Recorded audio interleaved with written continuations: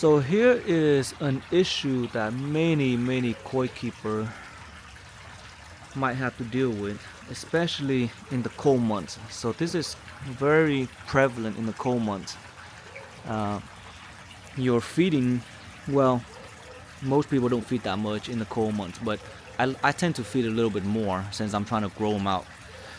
In any case, when it's colder, your biofiltration isn't as effective at removing stuff as the warmer month. So you end up with a lot of nutrient in the water, and then you get string algae. Can be a little difficult to see, but I got string algae here and here as well. So the string algae is usually closer to the surface where there's more sunlight, uh, and they get look at that side right there. It might be difficult to see, but the string algae is pretty heavy on that side. Um, Now, in a perfectly balanced system where you're not overfeeding,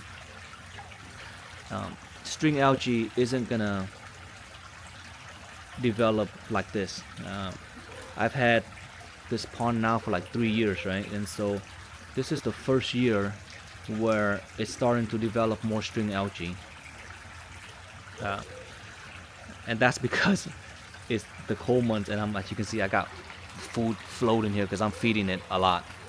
Because the temperatures is almost 59, it's 58.8 degrees right now, almost 60 degrees. So I feel comfortable feeding it, but yes, it does develop algae, since there's just a lot of nutrient and a lot of fish.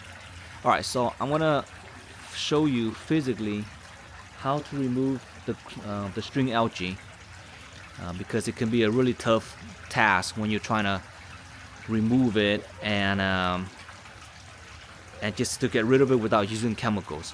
Obviously, you can use certain chemicals to reduce it or stop feeding and let the bio pick up. But I don't want to deprive the fish of food, so I'm growing them and I'm just dealing with the string algae. So what I have here is a little contraption.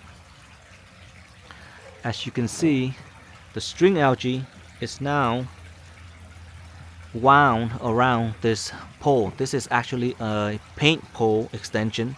It has a little clip here where you press it and extend it a little bit longer or shorter if you want.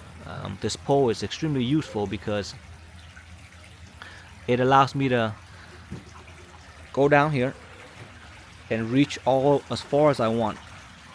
And the way this works is, well, as you can see, I've already caught a lot of string algae, and I'm gonna remove it first before I can continue showing you how it's done. But if you're watching this, you probably already have an idea of how it's done.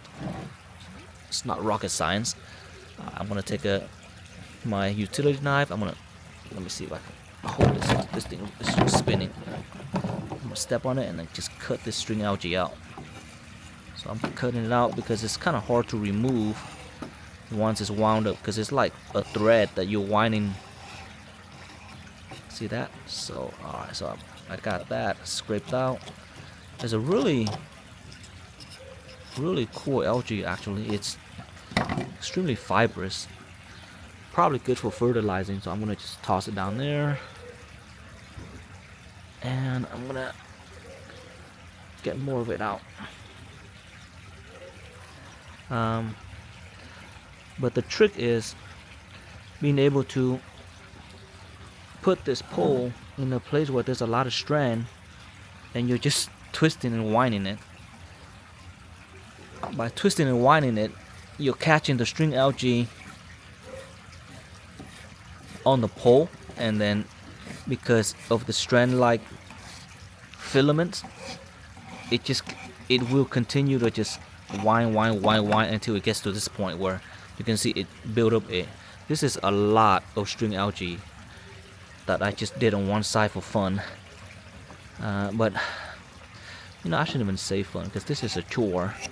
But it's interesting nonetheless, right? Because most people tend to cry about how you can remove this.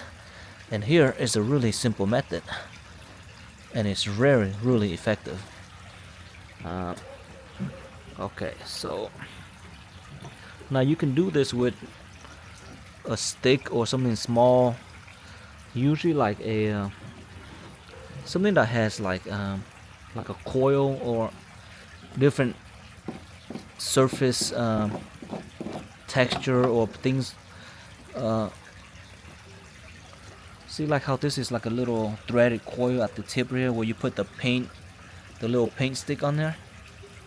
I mean the paintbrush roller where you twist it on, and as you can see, you can snap this thing and extend it or pull it, up and down. Let me see. Let me snap it and show you. See, so I can extend it or I can bring it down. I'll probably extend it just one more. You can hear it snapping perfectly like that. All right, so now I'm gonna go onto the other side. I'm gonna put the camera down and I'm gonna go on the other side, and I'm gonna use this thing. Actually, I don't need do anything special. I'm just gonna do it right here. I'm gonna show you. I'm gonna aim the camera down real quick, like so. There you go. And I'm gonna stay here because I can extend the stick. I'm gonna just twist it like this.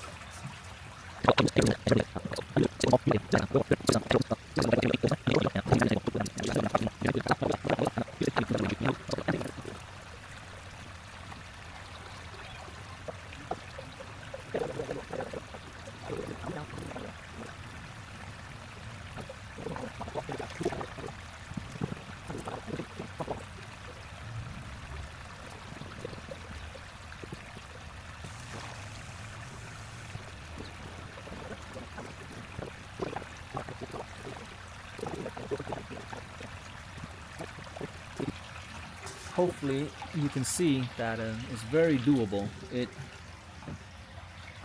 might be tedious, but I remove a lot of it just on the second time. You see that? So I'm gonna go around and do this all around the pond just to see how much I can take out, but very doable. Not the most fun part of pond keeping, but you're still gonna have to deal with it. Alright, so I'm gonna go back and take this stuff out. Gonna cut it out again and then redo. Yeah, got a thick spool right here. Look at all that algae.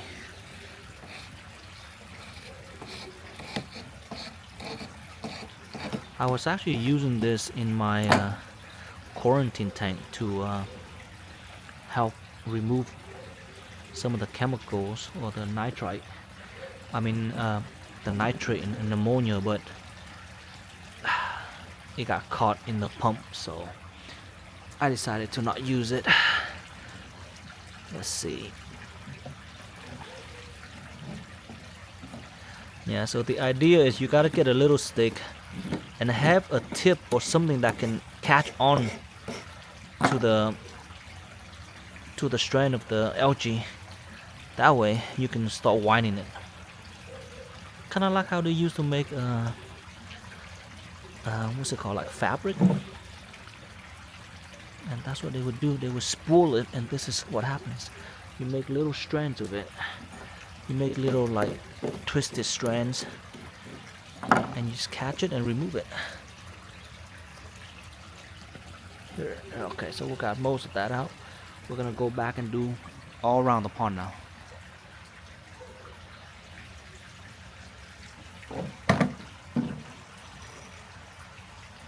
But hopefully that gives you an idea of how to manage this, because you don't want to be scraping it. You don't want to use anything to try to scrape it because it's very difficult. Scraping it is really not an ideal solution for this, because it's, if you have a liner and you're scraping it, you can damage the liner.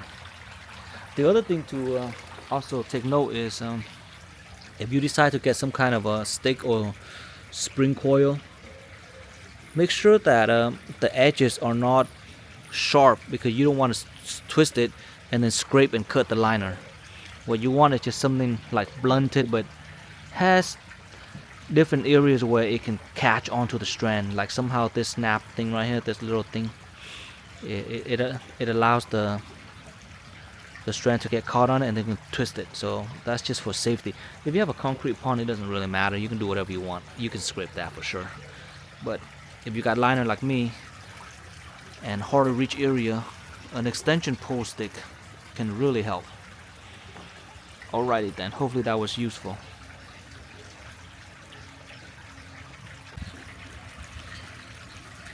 Yeah, so here was the last pool that I went around. I think I had a little too much fun, but I got this much from it. Now it doesn't look a lot because it's wound up and compressed, but when you start cutting into it, you'll see. Actually, I brought a scissors too. Let's see if I can cut into it. I think the utility knife is a lot easier. Man, look at that thick layer, right?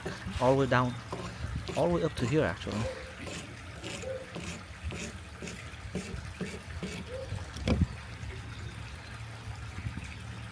Look at that, huh?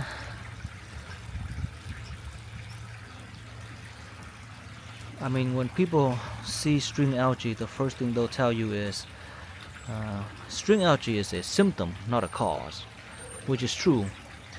It is typically associated with a unbalanced pond, chemically speaking. So that's why you have string algae. But in this case, we already know the reason, because I'm purposely overfeeding, and the water temperature is cold, so naturally we're gonna get string algae, and that's to be expected. Okay, check out how thick this layer is. It's almost like a carpet. Look how thick that is. So that is a lot of string algae that I managed to catch onto this rod. It's crazy, right? Oh my gosh, wow. Going all the way down here. Yeah, so spend like a good 10-15 minutes. When you have time, you can twist this and get all the string algae out for the most part. It's less troublesome than you would imagine. I mean, I could go in here and start chemically treating it with either hydrogen peroxide or some other chemical that costs more than the cost of this painter's rod. And besides, this thing is something I already have lying around the house. So I'm just getting this whole mass out. That's really impressive. Surprisingly, it's actually, once you get some already on here, it's easy to catch the rest, because you just spin it and they'll just catch on.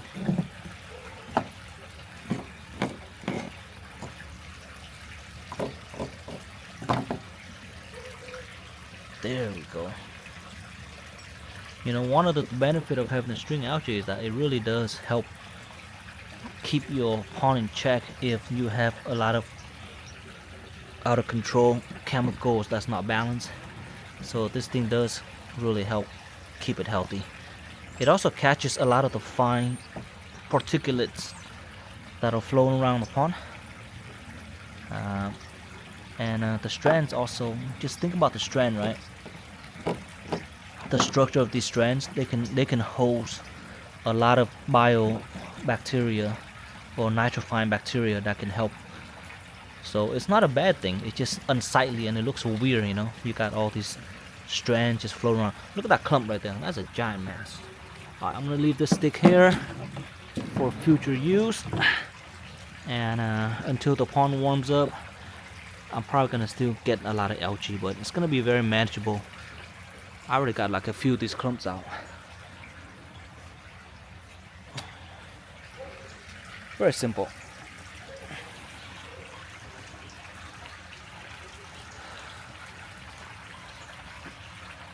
Alright, I hope you guys found that to be useful.